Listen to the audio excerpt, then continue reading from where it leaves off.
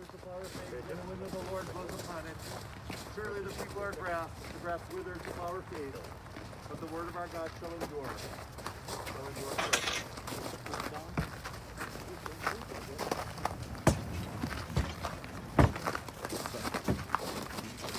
Can't start standing. It's for guidance. One more. Which one?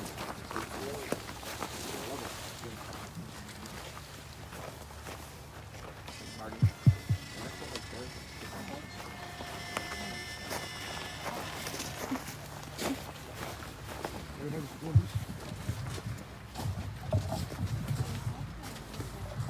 You can sit.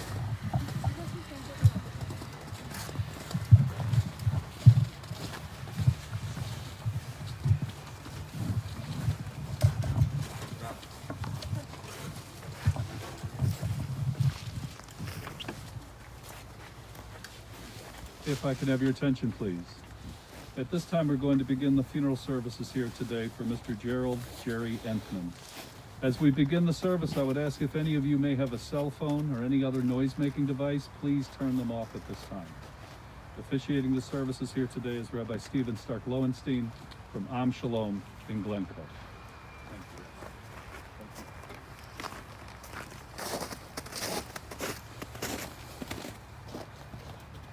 There's a twin paradox in being human. No one can live your life for you. No one can face what's yours to face or feel what's yours to feel, and no one can do it alone. And in living our one life, we're here to love and to lose. No one knows why. It's just so. If we commit to loving, we will inevitably know loss and grief. And if we try to avoid loss and grief, we'll never truly love. Yet powerfully and mysteriously, knowing both love and loss is what brings us fully and deeply alive. There's no getting over it. There's never getting over it. There's only getting under it. Loss and grief change the landscape. The terrain is forever different, and there's no new normal to return to. There's only the inner task of making a new and accurate map. Megan Devine so wisely says, we're not here to fix our pain, but to tend to it. The true bond of love and life is how much we can experience love and loss together. Gerry Entman was larger than life. And he cannot be summed up in just a few paragraphs.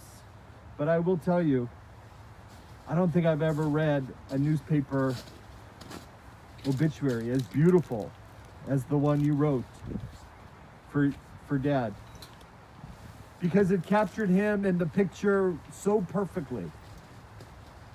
So we honor a gruff and lovable man by gathering here, by offering the words of our tradition, by honoring him as best we can, with words from our deepest part of our hearts. Death has taken our beloved Gerry. Our friends grieve in their darkened world. In their silence there is lamentation. In their tears there is loneliness. Lost in their sorrow, may they find the presence of loving friends. Hear them, O God, be with them. For Gerry's love that united us in life which death cannot sever. For his companionship that we shared along life's path, which now continues through the tenderness of memory. For the gifts of his heart and mind that brought us joy and happiness, and is now a precious, precious remembrance. For all these and more, we give our thanks to God. We extend our deepest condolences to Gerry's family, to Jenny and Lee, to Carrie and Lauren, to Jordan and Jason, to Elliot and Craig, to incredible grandchildren, Cooper, Charlie, Henry, Callie, Margie, Jesse, Daniel, Melissa, Jeffrey, and Allison, to his sister-in-law, Elise, to neighbor and dear friend, Rob, to all who were touched by his kindness, by his goodness, by his love, all who were touched by the person he is, was, and will always be. In the Jewish tradition, which is where his roots are, deep, deep in Borough Park in New York, we offer words that connect us to our tradition, to our faith. We look up into the sky, we say the words of Psalm 121. Esa einai el ha'arim me'ayin yavo izri. I lift up my eyes to the mountains. What is the source of my help? My help comes from God, maker of heaven and earth. God will not let your foot give way. Your protector will not slumber. See, the protector of Israel neither slumbers nor sleeps. God is your guardian. God is your protection at your right hand. The sun will not strike you by day, nor the moon by night. God will guard your soul, your going and coming, now and forever. For those who are here, we thank you for being here. I have always said as a rabbi for over 25 years that God does not take attendance at funerals. We do our best. But during a global pandemic, when travel is not possible, those who are attending on live stream, those who will watch this service at a later date, are fully present with us because we honor him by reciting psalms, by reciting prayers, by honoring his memory. Of all the words of the faith communities, there's one psalm, the 23rd Psalm, that speaks to everyone. It reminds us that together we walk through the valley of the shadow of death. It doesn't mean we're always in the valley of the shadow of death. It means we go through it, one step at a time. And as we go through the valley of the shadow of death, we help each other. Adonai ro ilo exar beno desha yarbitzeni almei menuchot yinachaleni nafshi yashovev yadcheni b'maglei tzedek lama'an shemo gam ki elech b'geit salmavet lo irara ki ata imadi ach tov v'chesed yirdafuni kol yemei chayai v'shavti b'beit Adonai la'orech yamim. Together on the service supplement, we say these words: the Lord is my shepherd, I shall not want. He maketh me to lie down in green pastures. He leadeth me beside the still waters. He restoreth my soul. He guideth me in straight paths for his name's sake. Yea, though I walk through the valley of the shadow of death, I will fear no evil, for thou art with me. Thy rod and thy staff, they comfort me. Thou preparest a table before me in the presence of mine enemies. Thou hast anointed my head with oil. My cup runneth over. Surely goodness and mercy shall follow me all the days of my life, and I shall dwell on the house of the Lord forever. At this hour, the blessed presence of family and friends brings comfort and strength. It says to us, be sure that love, the spring of life, abides. May all who mourn take heart as they remember the goodness they've given and received. And when the days of their mourning are ended, may the memory of their loved ones come to be a blessing. September 22nd, 1931, January 6, 2021. By any account, from any accountant, that's an amazing amount of time. But it's never enough. We always want just a little bit more. The span of a life, according to the biblical psalmist, is 70 years. Or by reason of strength, 80 years. But we measure lives not in time, but in grace, and the joy with which they live, and the love that they leave behind. Your dad, your grandfather, your father-in-law, your relative, your friend, leaves a whole lot of love behind. By the way he lived, by the way he loved, by the way he laughed, by the funny and inappropriate stories that he told, and by his just larger-than-life persona. Linda Ellis writes a beautiful poem that says, The date of birth isn't important, the date of death isn't important, but that dash says so much. It represents everything. She writes, I read of a man who stood to speak at the funeral of his friend. He referred to the dates on the tombstone from the beginning to the end. He noted that first came the date of his birth and spoke the following date with tears. But he said what mattered most was the dash between those years. For that dash represents all the time he spent alive on earth. And now only those who loved him know what that little line is worth. For it matters not how much we own, the cars, the house, the cash. What matters is how we live and love and how we spend our dash. So think about this long and hard. Are there things you'd like to change? For you never know how much time is left that can still be rearranged. If we can just slow down enough to consider what is true and what is real, and always try to understand the way that other people feel, and be less quick to anger and show appreciation more, and love the people in our lives like we've never loved before.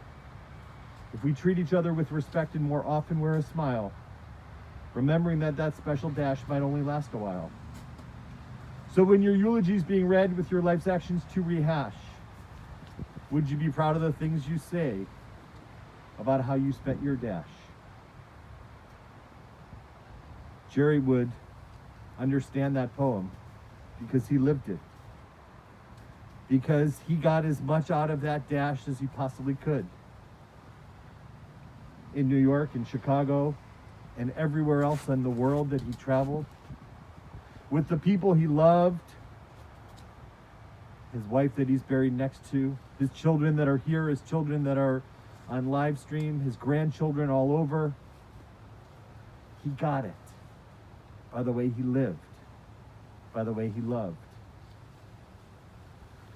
He also got it living in the same apartment since 1976. That's pretty remarkable. But for over 20 years, to have a neighbor and a true friend right next door, sharing an elevator, sharing a floor with a true friend who's been with him every step along the way, in good times and in difficult times, and was there at the very final breath. Rob, it's my honor to invite you to come forward, to begin to pay tribute to your friend, to your neighbor, to Gerry.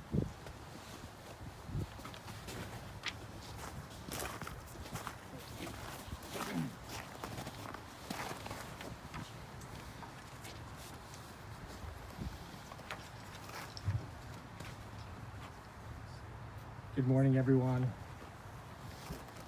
As Rabbi mentioned, I'm Robert Rodman. I'm Gerry's neighbor, friend, family. Had the pleasure of knowing him for the last 20 years. And first, under the COVID situation, I want to express that both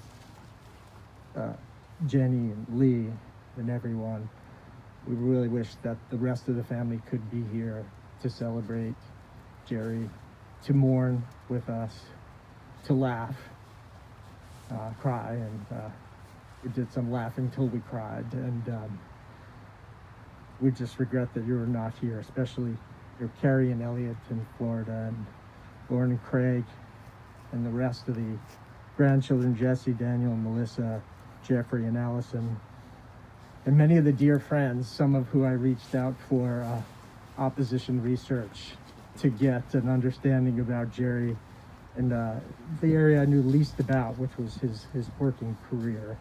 But in that, I learned that there were many friends who had endeavored to reach out and to talk to Gerry in the last couple of months who were unable to make contact. So on behalf of all those, we are all here together, and it's important that we think about that. First, when Jenny and Lee invited me to talk, say a few words, I was honored. That quickly cascaded into wrestling with what to say. How do you capture the life of someone like Gerry in a handful of words? And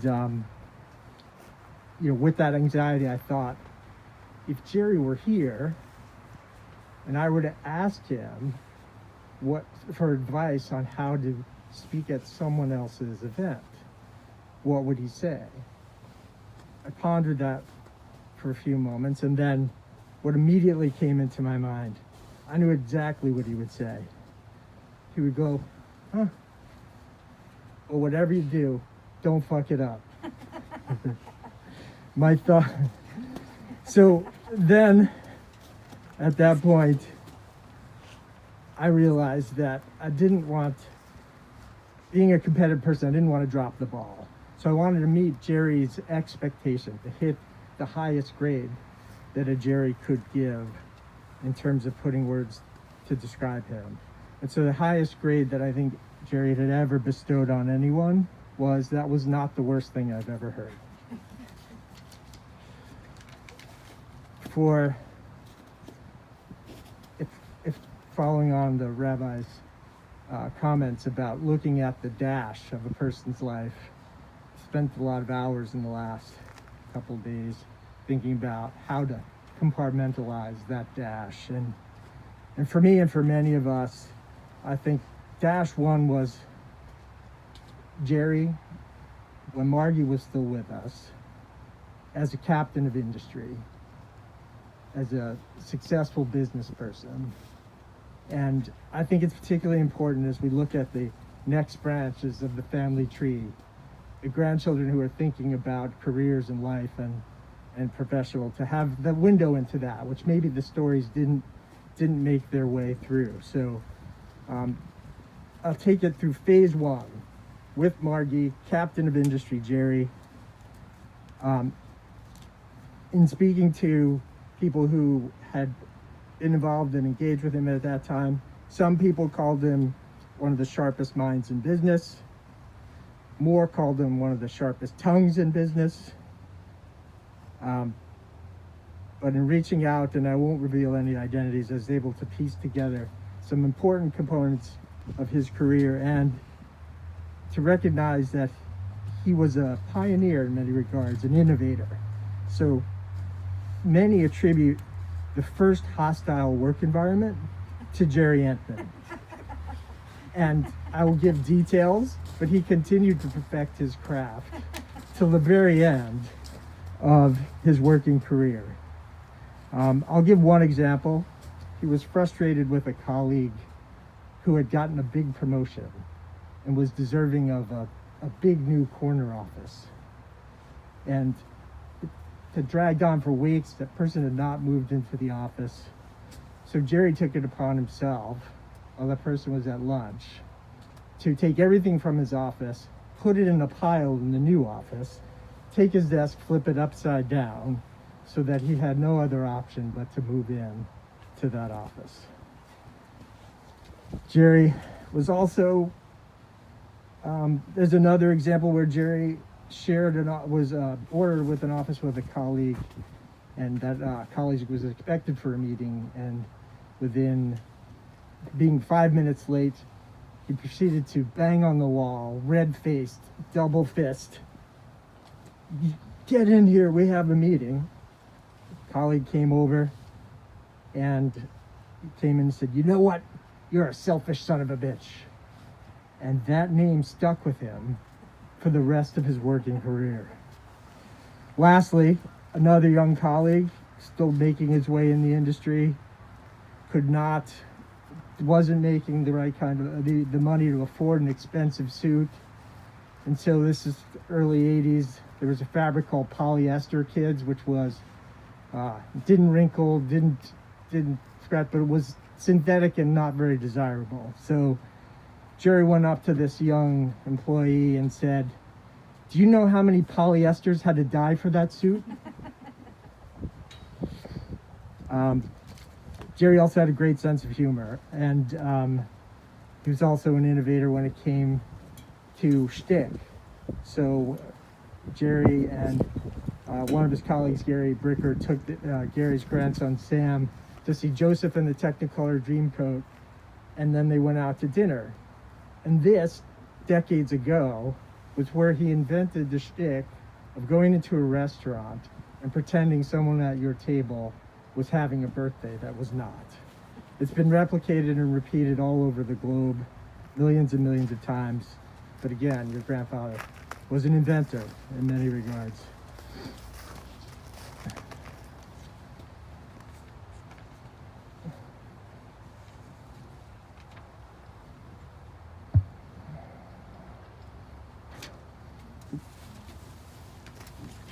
Sorry. Thank you. Sorry.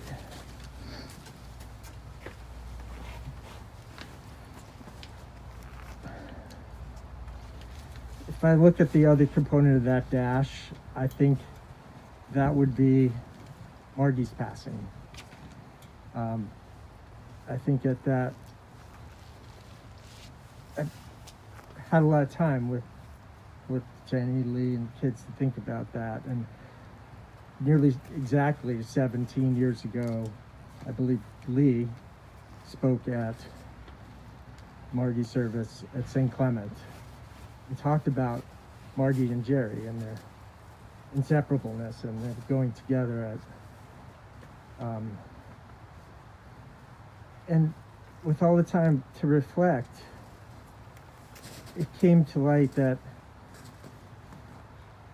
in some of the colleagues that I've or friends that I've talked about Margie being Gerry's handler, that she had the way of keeping him in line and on and just keeping Gerry from being too Gerry. And but now that I look back over the last few hours and the years, it felt that maybe Margie had done all she could for Gerry at that time, that the next passage was for him to carry and develop on his own. And I think for me, I know the sisters, the relationship with him changed substantially after that. And what I think about is speaking to Gerry turned into communicating with Gerry. Being Gerry's friend turned into a friendship with Gerry.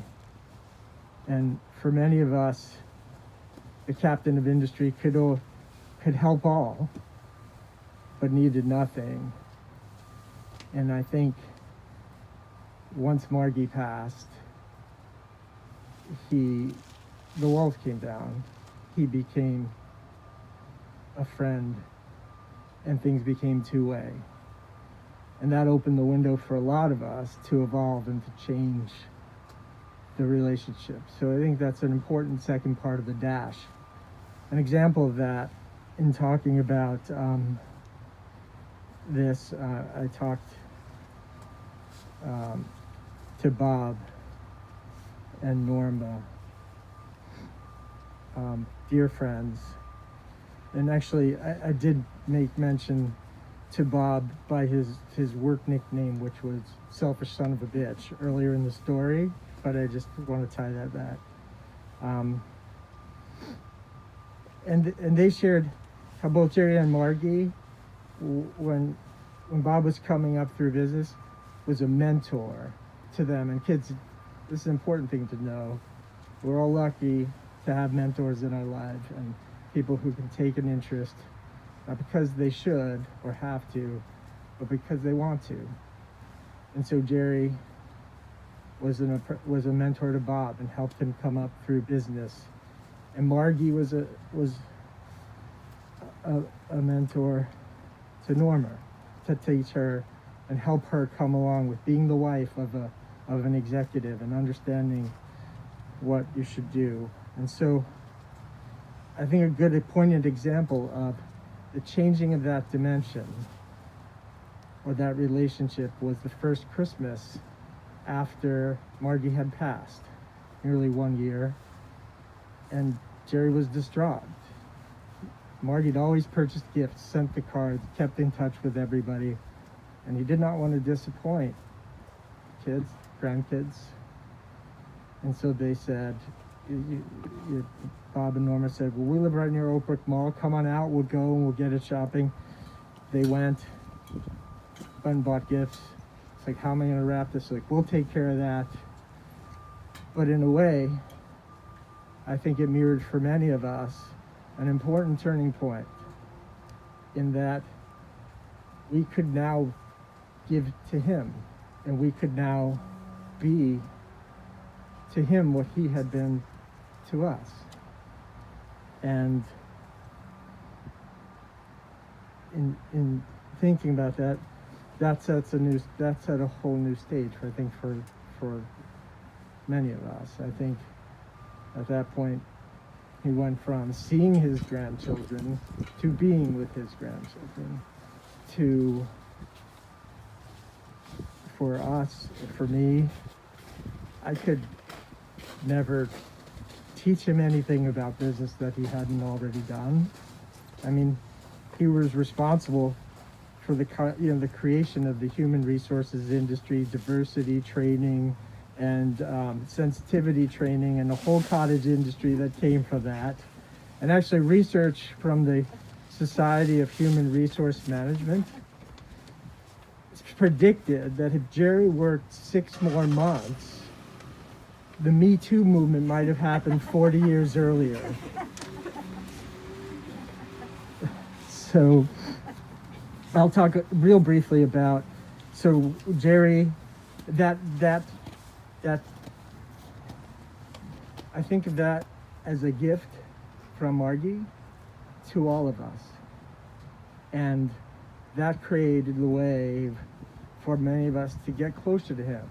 Because if Margie was here, he would not want to spend time with me or Mel Gray, Dr. Gray, who, I'll give you a little window into what life was like with the 3 of us. And Dr. Gray, unfortunately, is not able to be here with us. He's 96 years young, and it's rough surface and terrain. But often the 3 of us would get together, usually every third Thursday, and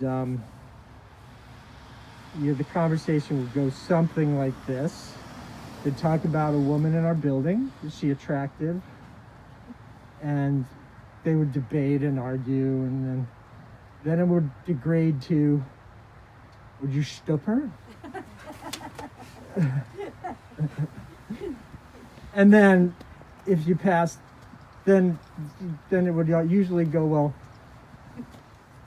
I think it was probably Gerry, I wouldn't stoop her with your schwanz. And then it would turn into something about erectile dysfunction, and then they would move on. But that was what we would do. And Gerry, we'd have lots of adventures. They were more mobile and far-ranging earlier on, and as he got later and less mobile, it'd be more into the front of the park. We'd sit down, smoke a cigar. He'd point to a tree. I'd go get a leaf, bring it back.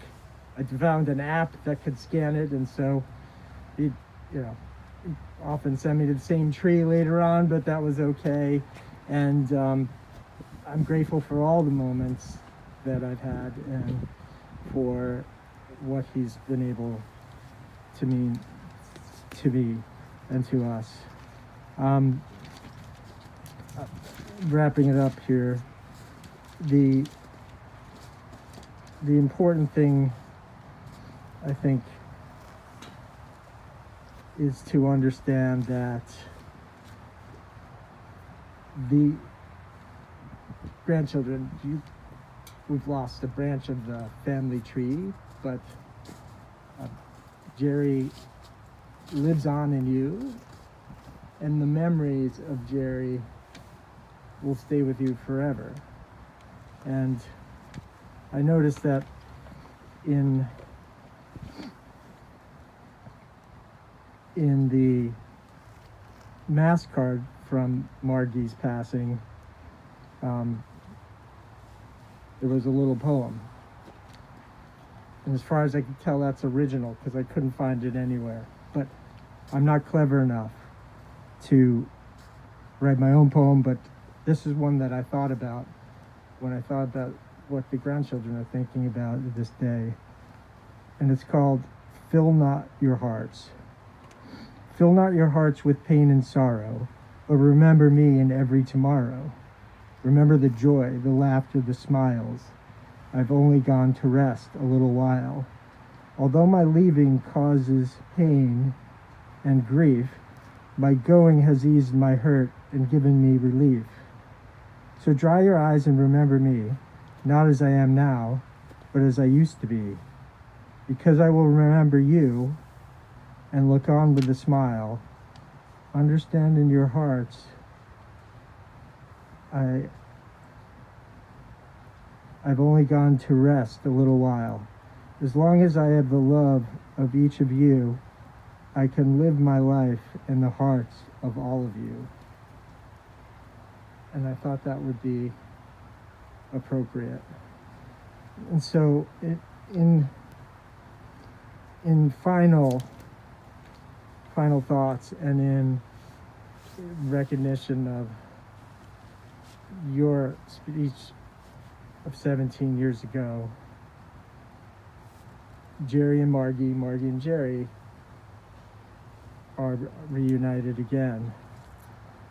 And Margie, we thank you for the last 17 years, the gift of letting him finish his development to be equal and on par with where you are, and for all of us to cross into that, to get close to him in a way that we may not have been able to do.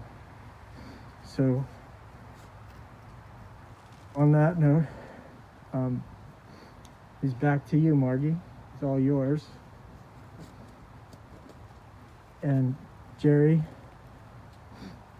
goodbye, Toots.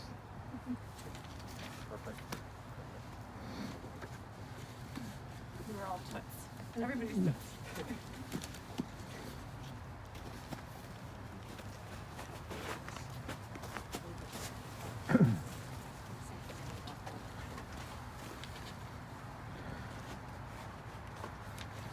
Thank you so much for those beautiful words. It's hard to die. It's incredibly hard to die during a global pandemic. The last 10 months for everyone in this world have been unimaginably difficult, filled with uncertainty, fear, and isolation, instability, and so much more. Almost overnight, our lives have been turned upside down. Funerals and grief are a time when we need more than anything togetherness. I am so sorry that I can't put my hand on your shoulder while you speak. I'm so sorry I hugged you at your wedding. I'm so sorry I can't do that 19 years later. I'm so sorry that I can't truly be present, and we all can't be present. What makes grief even harder is that separation. But we are together.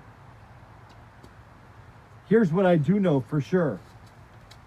Gerry was joyous, inappropriate, candid, fun, the last of an era, a man with no filter, who was filled with jokes. He was witty, not in a bad way, but he had no filter. He grew up in Brooklyn playing stickball and handball on the streets. He was a sewer rat in a gang from a religious family, and as a result, he ended up not being very religious. He believed in tradition. He believed in family. He had troubles, he had struggles that made him who he was. Born to Henry and Sydney in Borough Park. His father died far too young before he was able to become a bar mitzvah. He moved in with his mom's sisters and their cousins, along with his brother Freddie and cousins Eileen and Bunny. He could still remember his high school fight song. He attended CCNY College, received advanced degrees in accounting, became a CPA. He began working in New York, got married, had two wonderful daughters in Carrie and Lauren. And then after getting divorced, he decided to relocate here to Chicago. And it was here he met Margie. And in the early 70s, he took a job with Budget Rent-A-Car. I loved how you described him at work. I loved a tight-knit business, He really was. He became one of the chief executives, well known in his neighborhood. He was king of the park. He was a real character, straight out of, I think you said, Central Casting. Straight out of Central Casting. And then someone said yesterday, if Jerry Stiller didn't have a job, Gerry Entman would.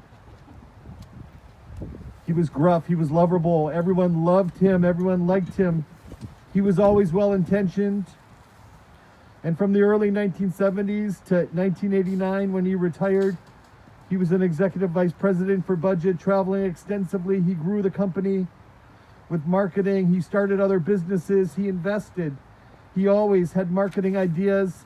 He would advise others. He took the bus to work and came home for dinner.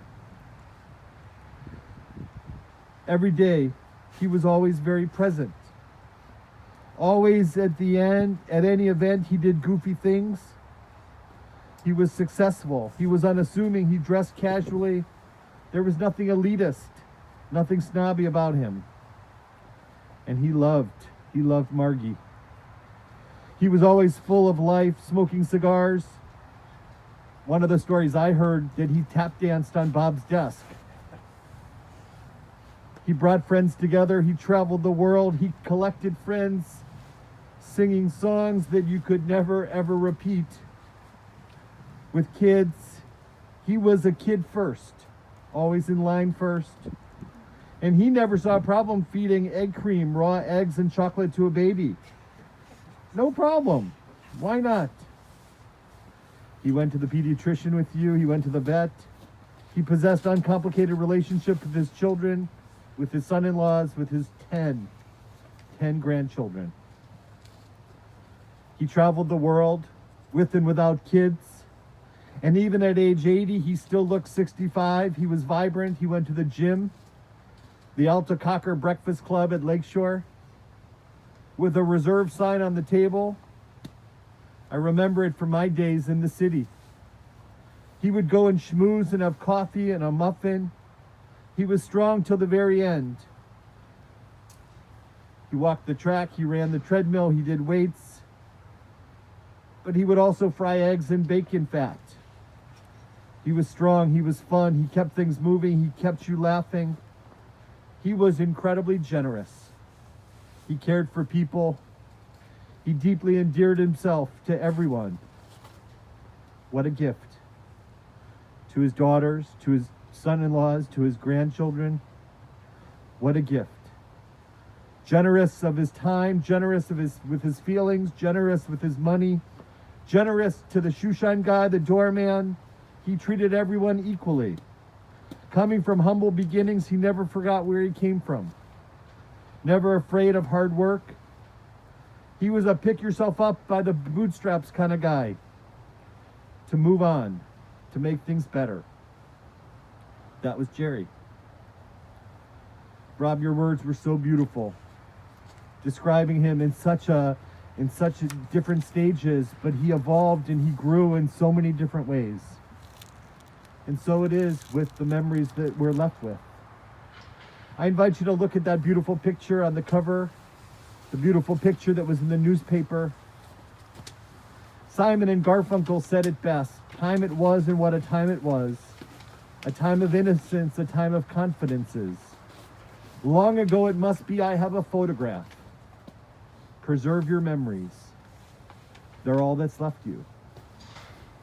We look at that photograph and we see true joy. With the Macanudo cigar, with a smile on his face, with a twinkle in his eye. A little mischievous, a little toots in there. That was him.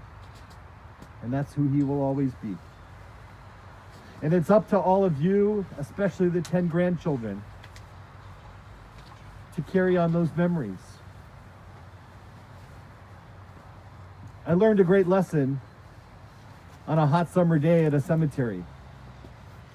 There was a big hole in the ground. The casket was in the hearse. The tractor was here. The shovels were here. The workers were standing by. And a little girl turned to her cousin and said something that I'll never, ever forget. She turned to her cousin and she said, "Hey, B, let's go see where they're going to grow your grandma. That's exactly what she said. And I heard those words, and I was all set to put on my rabbi hat and to correct her. But as I thought about it just for a moment, I realized that that girl was smarter than anyone that I ever studied with at the Hebrew Union College. Smarter than anything that I ever read in a book or a poem that I ever found. Because that's what we need to do. We return the people we love to the earth. But if we stop talking about them, if we forget them, they really do die. They're gone. But if we keep telling their stories, if we keep sharing their values, if we keep their memory alive, they continue to grow. And grow and grow. Margie's been gone 17 years, but she's still part of your lives through God's gift of memory. There's grandchildren that might not truly remember who she is, or might not have even been born when she came into this world. But you know her. That's what we do. That's our immortality. By letting those memories grow. Preserve your memories. They're all that's left you. And so we hold on to those memories. We make them our own. And we share them with those who loved him. So keep calling each other toots. Keep drinking egg cream. Keep having a bagel or a muffin at Lakeshore. Keep walking the park on Lakeview. Keep making a difference in this world. Keep being generous. Keep collecting people. Keep being a good friend. That's the best way that you can honor him. I loved what you wrote in the newspaper. I really did, and I read it. I read those all too often. But I love, in lieu of sending flowers, please consider a donation to a charity of your choice or provide a kind gesture that would honor and appropriately reflect Gerry's memory. That's him. Keep doing it. And in doing so, let those memories grow. The casket gets lowered to its final resting place.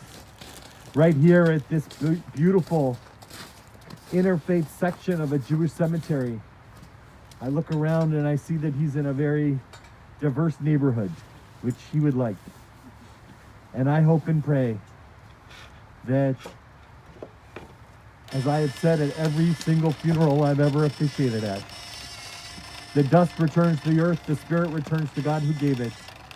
It's only the house of the spirit which we place within the earth. The spirit itself can never die. I believe that with all my heart, that what makes us who we are is a body and a soul. Death is simply the soul leaving the body.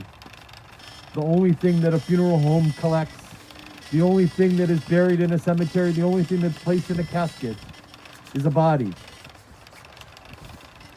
The vessel that holds the soul.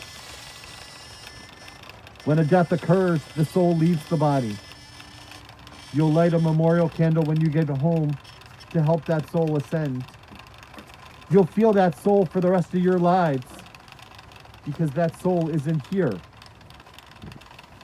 That soul isn't here. Only the body is placed within the earth. The spirit itself can never die.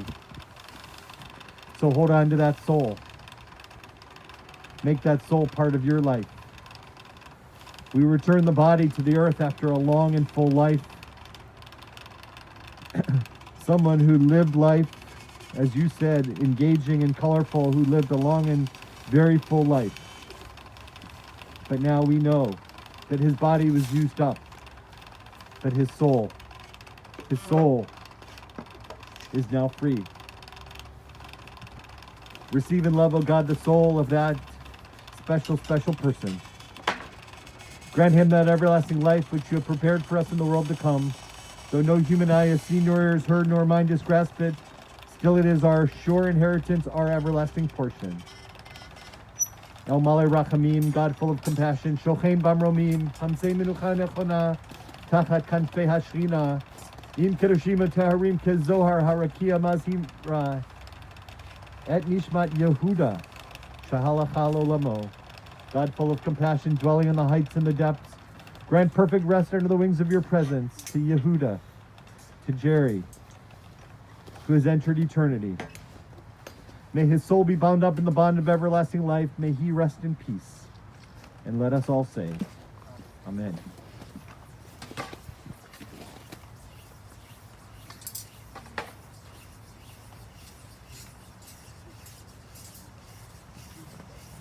It takes a few moments for the casket to be placed into the earth and for the equipment to be moved away. We place a vault lid on top of the casket, sealing it here in this family burial plot next to two dear friends, if I remember the story correctly. Gary's not here. Gary's at home. Not here. Okay, but purchased together with dear friends. You can pick your neighbors, and they did that, and they are able to do that in life and in death. And so, Rob, we're grateful that you were that neighbor for the last 20 years, and you've got good neighbors for the next 200 years. But as the vault lid is placed on the top of the casket, sealing it here, we say a prayer in the Jewish tradition that does not talk about death, but rather reaffirms our commitment to life. We say Kaddish in honor and in memory of Gerry. We say Kaddish to mark this moment. We say Kaddish, and we'll continue to say Kaddish. It's our honor at Am Shalom to say his name for the next 30 days at our Shabbat service at 6:30 on Friday nights and 9 o'clock on Saturday morning. We'll say his name with all who have died in the last 30 days. We'll say his name at Yizkor, including on Yom Kippur, the holiest day of the year, with all who have died in this past year, and unfortunately that list is so very long. But even as in the midst of a global pandemic, when 3,000 die in a day in our country, we know that each life is precious. Each life is significant. Each dash, whether it's 89 years or 98 years or 9 years or 9 months or 9 days, every dash is so special. By the way they live, by the way they love, by the way they laugh. Every dash is so special. We hold on to the gruff and lovable. We hold on to people that mean what they say and say what they mean. And we hold on to the friends who help make our lives so rich and so personable. And so we rise for the Kaddish Prayer. In the Jewish tradition, we take this responsibility on by saying Kaddish together. With those who mourn, Yitkadal v'yitkadash Shemei Rabbah, Ve'almad divrach hirutei v'yamlich machutei, V'chayechon v'yomechon v'chayed kol Beit Yisrael, V'agala v'zman kariv v'imru Amen. Yehei Shmei Rabbah Mavarach le'olam omei omaya, Yitbarach v'yishtabach v'yitpa'ar v'yitroman v'yitnaseh, V'yithadar v'yitalev v'yitalal Shmei d'kudsha brichu, La'ela min kol birchata v'shirata, Tushbachata v'nechamata, Damiran v'alma v'imru Amen. Yehei Shlama Rabba min Shemaya, V'chayim aleinu v'al kol Yisrael, v'imru Amen. Oseh shalom b'mromav, hu yaseh shalom, aleinu v'al kol Yisrael, v'imru Amen. May the source of peace send peace to all who mourn and comfort all who are bereaved, and let us say, Amen. And if I go while you're still here, know that I live on, vibrating to a different measure, behind a thin veil you cannot see through. You will no longer see me, but you must have faith. I wait for the time when we can soar together again, both aware of each other. Until then, live life to the fullest, and when you need me, just whisper my name in your heart. I will always be there. May he rest in peace. Ohose shalom limromav.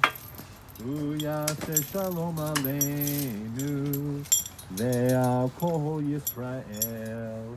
Ve'imru. Amen.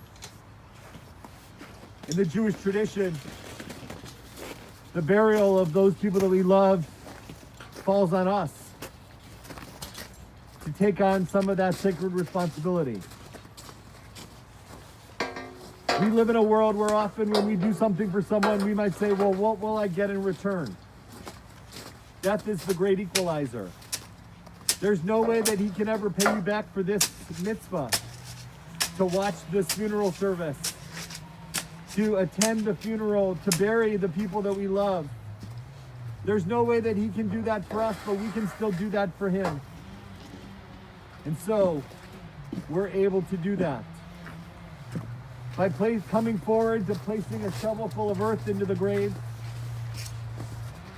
For those of you who aren't able to be here, I will place an extra actually an extra 19 shovelfuls of earth for 4 children, 4 in-laws, 10 grandchildren, a sister-in-law, and 1 for all others, to know that you have, in your own way, performed this mitzvah by placing a shovelful of earth into the grave.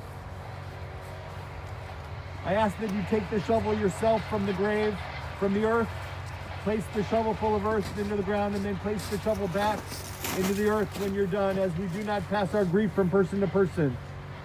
Each person acknowledges their grief in their own way. And then the service will come to an end. And we will honor his memory today and always.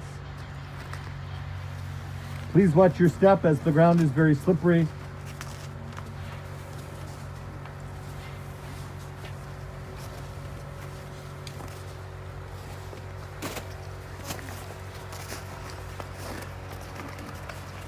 may participate from either side of the grave if you wish. Grandchildren, lunch, come to you.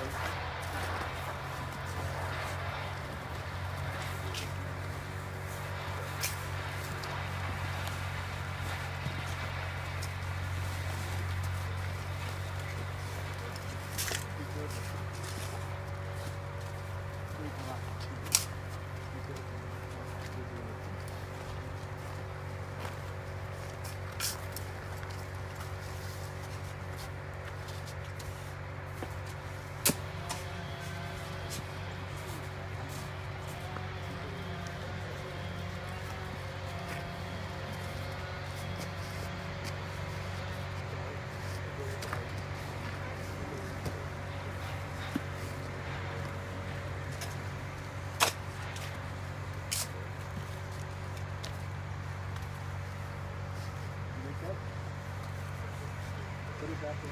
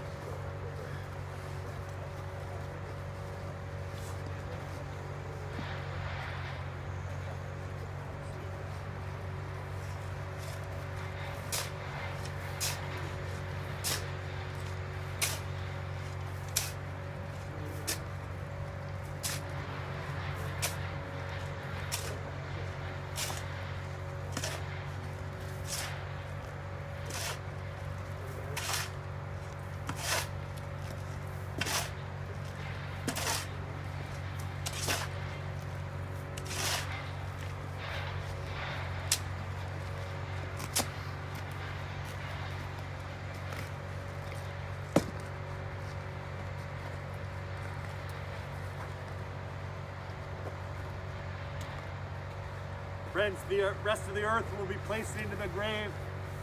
A mound will appear, reminding us that the goodness, the love continues far beyond today. It overflows from the grave. May his memory truly be a blessing. Amen. This concludes the service. Please do something kind for someone else. Carry on his memory in some way. Amen. Those of you that are wearing a clear ribbon, it used to be that when we would hear the death of a loved one, we would tear our clothes. We would not have to return the clothes. To remind us of our hearts that are torn. And so I invite you to make a little tear in this ribbon. Even the best seamstress in the world, to repair this ribbon, would still leave a mark. Because each one of you will, for the rest of your lives, have a little mark on your heart for a very special person. And we say these words, Baruch atah Adonai. Repeat after me, Baruch atah Adonai, Eloheinu melech haolam, Dayan ha'emet. We praise you, Adonai, our God, ruler of the universe, Dayan ha'emet, the judge of truth. For it's God's ultimate judgment that has taken him after a long struggle, especially these last few days where he raged against the dying of the light. He hung on. He died the same way he lived, with strength, with courage, with love. He knew that he was loved till his very final breath, and for that we're grateful. Baruch atah Adonai Eloheinu melech haolam dayan ha'emet. We praise you, God, the judge of truth, and we accept this moment, and we move forward from today, knowing that he now lives on in our hearts. It's only the body we placed within this earth. His soul is now with all of you. Amen. This concludes the service here at the cemetery. Anyone wishing to stay and watch the final covering of the grave is welcome to do so. Otherwise, you may return to your cars at this time. For those of you watching on live stream, this does conclude the service. We will be terminating that feed in just a moment. Thank you.